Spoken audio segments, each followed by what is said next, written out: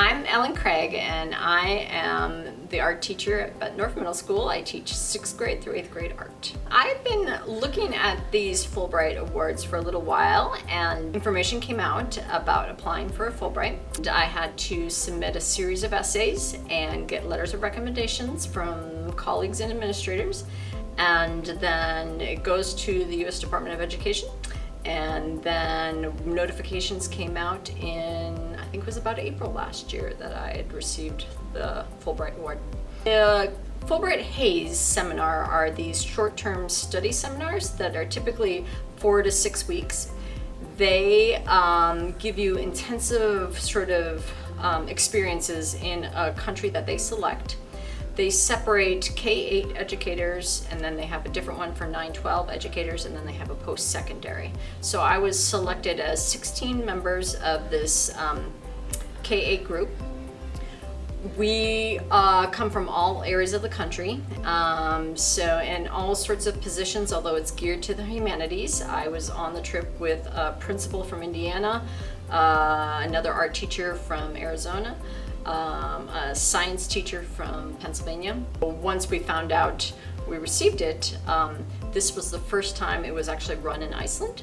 So there aren't enough words to describe it. It was incredible from day one. We went and actually convened in Boston first before flying all together to Reykjavik. It was an experience that started with full-on immersion on day one. The first week we did a lot of sort of presentations or seminars in classrooms from different organizations like the Foreign Ministry, from Education Department. From there we'd also do experiences.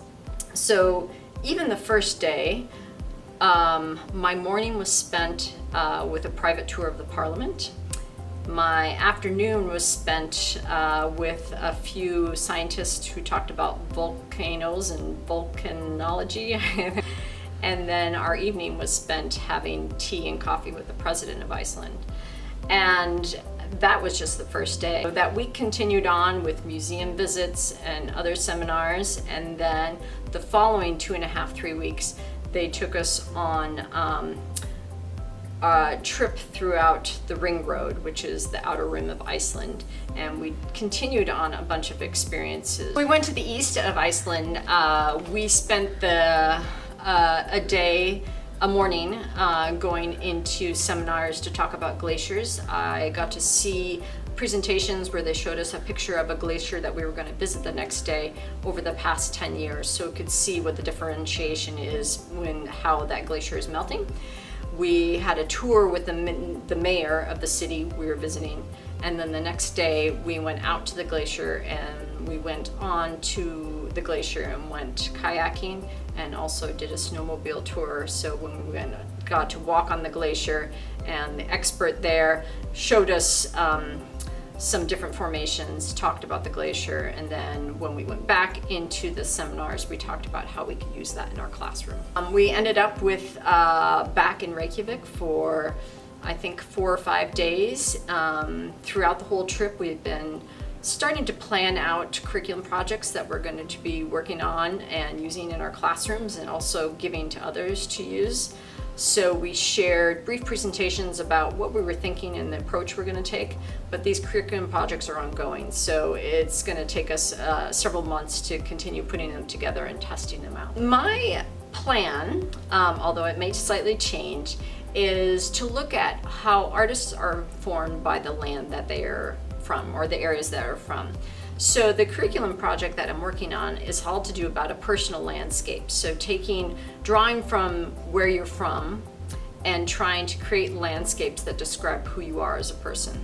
So I was inspired by a lot of what I saw from the artists, but also what we saw in a bunch of these seminars in different areas, even how glacier melt inspires artists to create, even how they had turf houses, or they used to have turf houses, and how some artists use those natural materials in what they created as well. So that's the direction I'm going, and hopefully in about another month we'll be testing some of this out in the classroom. The biggest thing was how important experiential learning is. I think about sitting in a classroom and what my students experience when they sit in the classroom, but then when you get into an experience where you have that hands-on, where you're able to see and taste and smell, that impacts you personally, at least it impacted me. So how can I bring those kind of experiences into the classroom and share those with my students? But also that discomfort. It wasn't always easy to throw yourself in, as I was describing to some of my students this morning, I was, when we were doing some kayaking in a glacial lagoon, something I had never done before, we had to go through sort of the putting on the dry suits to protect us from the cold water, and then learning how to navigate the kayaks, and then getting off the kayak onto the iceberg and putting on the spiked shoes, and then climbing across the ice, and then recording what we saw. So in our notes, through our pictures, that sort of impact was great. And hopefully, again, even though I was uncomfortable, I think being uncomfortable kind of pushes me to challenge me to go further. And I hope I can bring that learning back to my students and my colleagues and my new community. Not only do I have my community here, but now I have 15 other educators throughout the United States, and we're working together as teams to, whether it be the third grade teacher in North Carolina or the art teacher in Arizona, but seeing how we can take all these experiences and share them wide.